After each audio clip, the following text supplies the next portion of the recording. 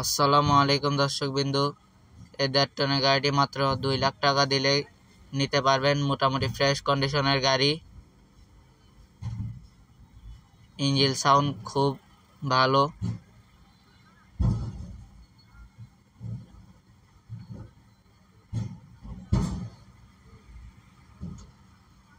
সোয়া ton আছে, 1 ton আছে।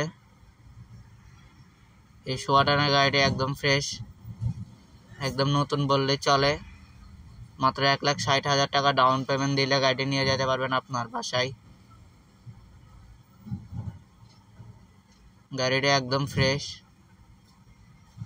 Engine sound একবারে নতুনের মতো।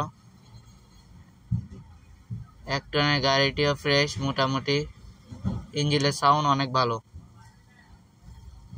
এটা মাত্র 1.5 লাখ টাকা দিলে আপনাদের বাসায় নিয়ে যেতে পারবেন।